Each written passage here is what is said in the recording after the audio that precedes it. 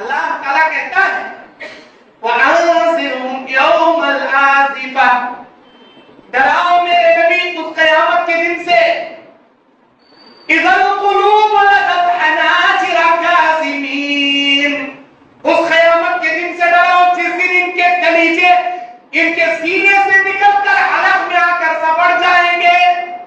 لَدَ الْحَنَاجِرَ كَاظِمِينَ، حلق میں آ کر سبڑ جائیں گے. کون بول رہا ہے؟ اللہ تعالیٰ کہہ رہا ہے قرآن کی آیت میں مارے ہیبت کے ان کے کلیجے ان کے سینے کے اندر سے نکل کر حلق میں آ کر سپڑ جائیں گے. اتنی بھیانک ہے قیامت. اب اس قیامت کے میدان میں لوگ اپنے اپنے انجام کو لیے کھڑے رہیں گے. اب اللہ کا دربار فیصلے کی شکل میں شروع ہو گیا. اللہ کہے گا اقرأ کتابک اقرأ کتابک وَكَفَى بِنَفْسِكَ الْيَوْمَ عَلَيْكَ حَسِيبًا.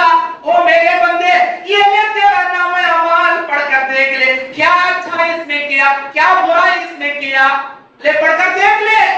اب دیکھے گا کیا کیا کریا تھا وہی میں دنیا میں، کس کے پمپے ڈبایا تھا، کس کا مال ہڑپ کیا تھا، کس کی عزت لوٹیا تھا، کسے جھوٹ بول کر دھوکہ دے کو مال ہڑپ کیا، سب لکھا رہے گا.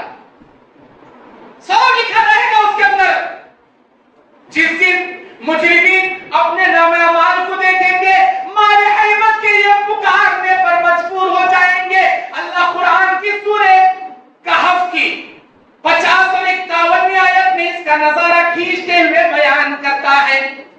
وَلَوْ تَرَى، جب لوگ مجرمین مشفق ہوتے ہوئے ڈرتے ہوئے نام اعمال کو دیکھیں گے پڑھیں گے یہ کہنے پر مجبور ہو جائیں گے قالوا یا ویلتنا ما لی ھذا الکتاب، ہائے ہماری بربادی، یہ کیسا نام اعمال ہے.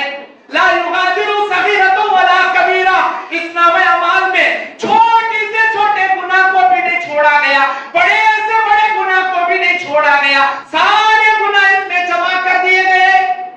چیخے گا جی، چلائے گا جی، اور کیا کہے گا وَلَوْ تَرَى إِذِ الْمُجْرِمُونَ نَاكِسُو رُءُوسِهِمْ، سورہ سجدہ کی 21 آیت اللہ کہتا ہے جب تم دیکھو گے مجرمین کو مارے شرمندگی سے اپنی نگاہیں نیچے لیے کھڑے رہیں گے اور وہ کہیں گے قالوا، وہ لوگ کہیں گے ربنا ابصرنا وسمعنا فارجعنا نعمل صالحا انا موقنون.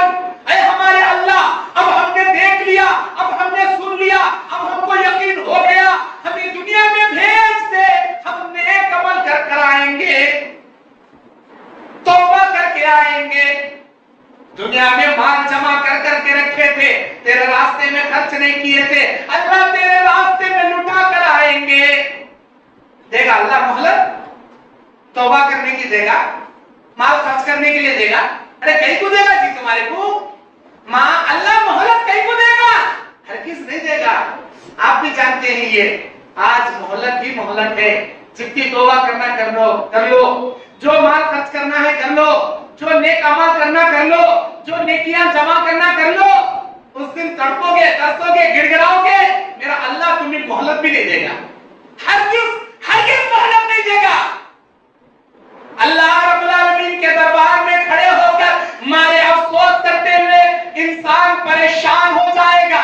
ادھر دیکھے گا، ادھر دیکھے گا، ما للظالمین من حمیم ولا شفیع یطاع یعلم خائنۃ الاعین وما تخفی الصدور. ما للظالمین من حمیم ولا شفیع. اللہ اکبر.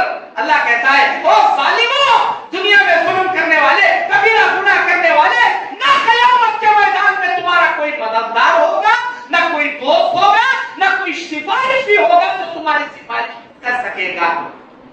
دنیا میں دوسروں کے بھروسے پہ جیا کرتے تھے، نا یہ بابا ہم نہ بچا لیں گے، وہ خواجہ ہم نہ بچا لیں گے، یہ پیرا ہم نہ جھگڑا کر کر کو جنت دلائیں گے. ارے تمہارے باپ کی جاگیر نہیں ہے جی جنت جو اللہ عز و جل کے سامنے جھگڑا کر سکے. جھگڑا اللہ سے جھگڑا. اللہ اکبر. اللہ کی قدرت کو سمجھا کہاں آپ نے؟ بڑے بڑے انبیاء مارے ہیبت کے تاؤ رہے ہوں گے میدان محشر میں،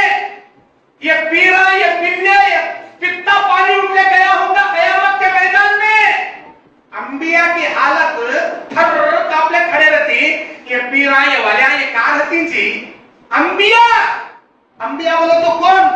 جنت کا سب سے اعلیٰ مقام پانے والے جی، ہمارا ایمان جی، دنیا کے تمام انبیاء جنت کے اعلیٰ مقام پانے والے انبیاء و رسول، ایسے انبیاء و رسول قیامت کے میدان میں کانپتے کھڑے رہیں گے جی۔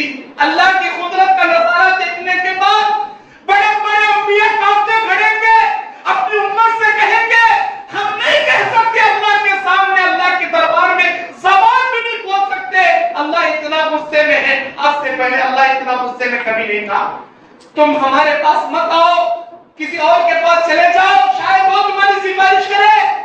آدم علیہ السلام نوح کے پاس، نوح علیہ السلام ابراہیم کے پاس، ابراہیم علیہ السلام موسیٰ کے پاس، موسیٰ علیہ السلام عیسیٰ کے پاس، عیسیٰ علیہ السلام ہمارے نبی کے پاس۔ کون ہے جی یہ؟ کون ہے جی یہ؟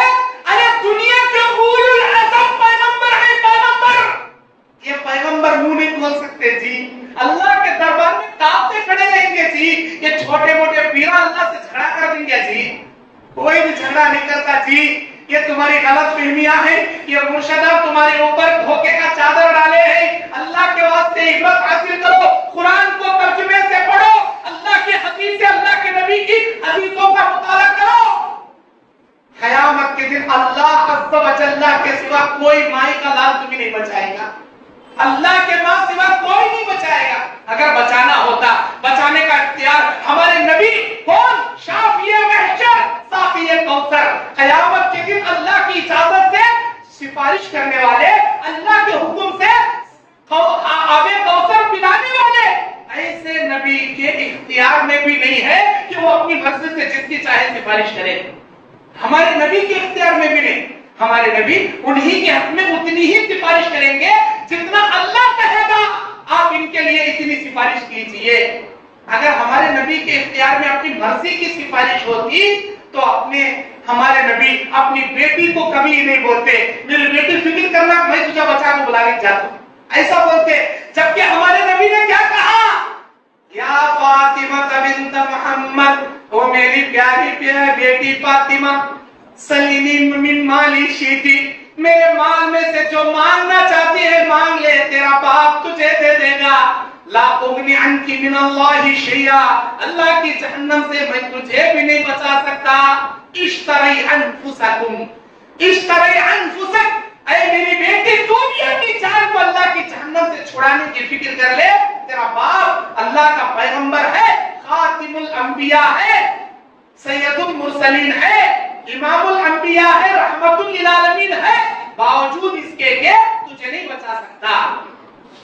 ہمارے نبی اپنی بیٹی کو نہیں بچا سکتے تو یہ پیر آئے والے ہمارے اماں کے رشتہ دار، بابا کے رشتہ دار، انہوں کیا سے بچاتی ہیں؟ اللہ کے واسطے کسی کے بھروسے پہ مت جیا کرو، کسی کے ٹھیکے پہ گناہ مت کیا کرو، کسی کے مرشدہ کے ٹھیکے پہ نیکیوں کو ترک مت کرو۔ ہمیں نمازہ نہیں پڑھے تو بھی ان کے مریدہ میں تو بس انہوں پکڑے جاتی کرتے، ان کا جھنڈا پکڑ لے تو ان کا کٹا پکڑ لے تو انہوں بلا لے کھلو ڈھکا لے جاتی کرتے، کسی کی جانب نہیں ہے جی جنت۔ وہاں کبیرہ گناہوں کا جو ہماری پول اللہ کھولے گا نا، ہمارے گناہوں کی جو پول اللہ کھولے گا، ساری دنیا والوں کے سامنے اللہ رسوا کر کے رکھ دے گا۔